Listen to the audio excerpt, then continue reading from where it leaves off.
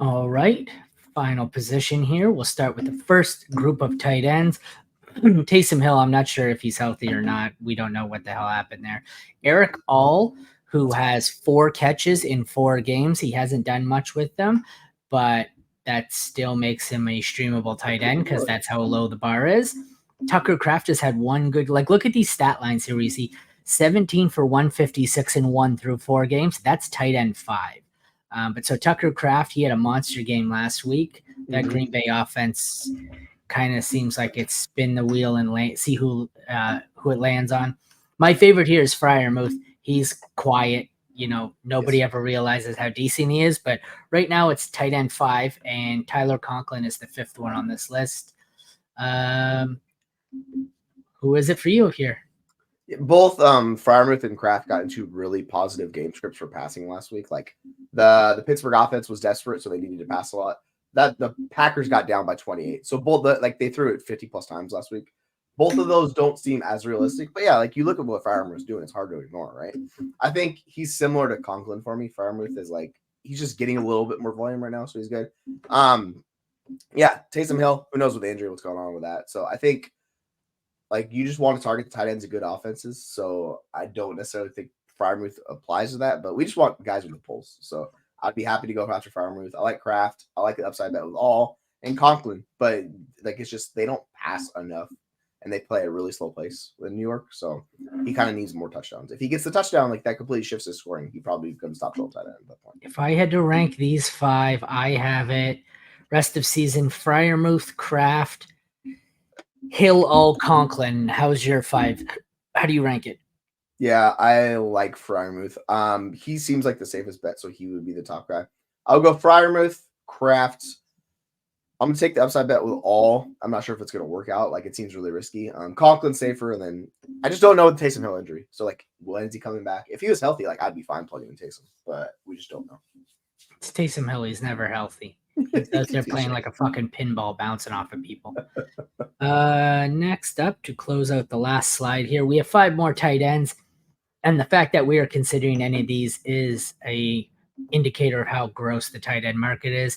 Colby Parkinson, Brenton Strange, Dalton Schultz, Cade Otton, Zach Ertz. My favorite in this group, it's going to be, if you want really boring, consistent production, it's Ertz.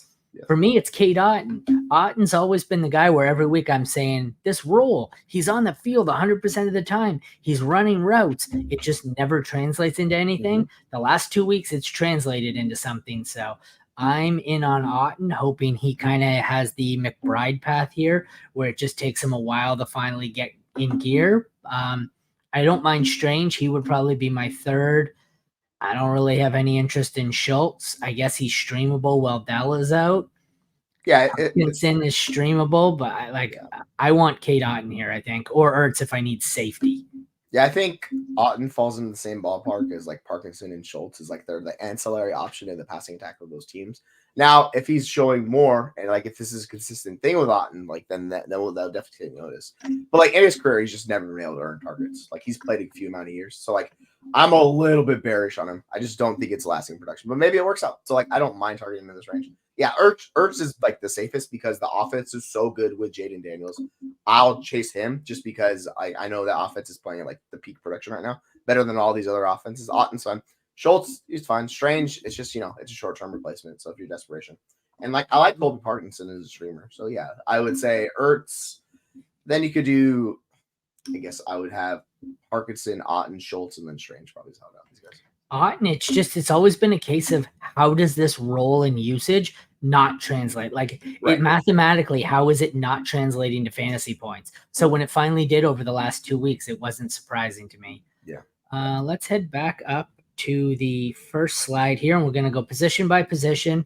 So our 10 options are Darnold, Dalton, Fields, Flacco, Geno Smith, Caleb Williams, Stafford, Rodgers, Deshaun Watson, Herbert.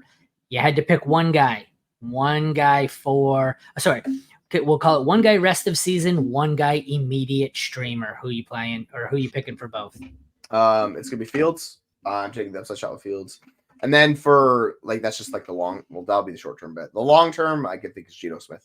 Even though Sam Darnold's played out of his mind, I'm expecting him to kind of regress. So for me, it'd be Justin Fields and Geno Smith. I Who be agree your two? wholeheartedly. I have the Okay. same ones. I have Geno long-term rest of season. I have Fields in the immediate future.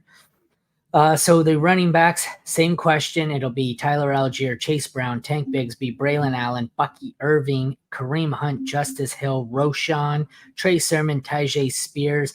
I think for me, the answer is 2 players, and it's the same. Whether it's the rest of season or immediately, it's Bucky Irving or Chase Brown. So I'm just gonna say it's a tie at both. One, either way, it's the same 2 players.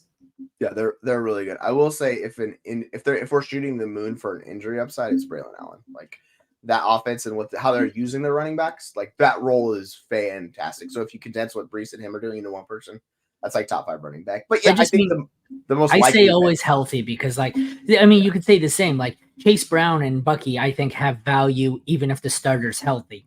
If the starter goes down, they're to the moon as well, I think. So I just normally say healthy, but yeah, so I just think there's different levels for these running backs and how they're used. But yeah, like I think to your point, if you're looking for production in the short term, it's Bucky and Brown. If I need someone this week and those guys are taken, I'm going for Sherman. Like I'm going to chase that production for the short term, and I'll roll with that. Like Algier is the one that's just kind of like it's the same thing as Braylon Allen. He needs an injury. Like that's the most likely outcome. It just doesn't seem like it's happening.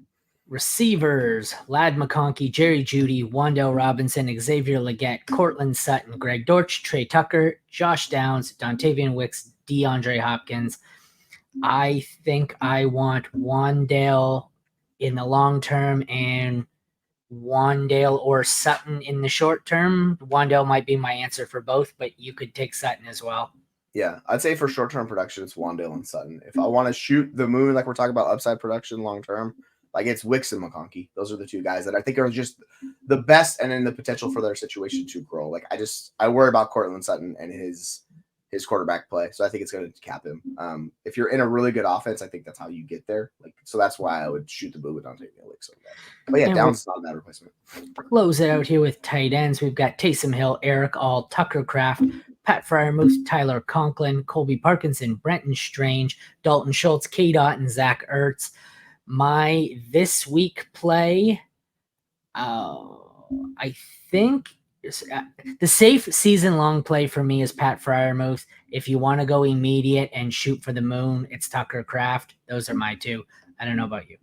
Yeah, like that's totally fine. I don't mind that at all. Kraft's playing the Rams, so like I actually like streaming him this week just because that Rams defense is #not good at football. So he should find a way to score and give you some good production. But yeah, Fryermuth's role is actually better than I thought it was. They're more consolidating it to what I hoped they would do with Kyle Pitts in Atlanta with freaking Arthur Smith. It's not happening. But yeah, I think Fryermuth and Kraft are the 2 like tight ends for sure. All right, that is a wrap on our Week 5 waiver wire targets. For the full write-up of this and the IDP waiver wire and anything else we do, head over to fantasyfootballuniverse.com.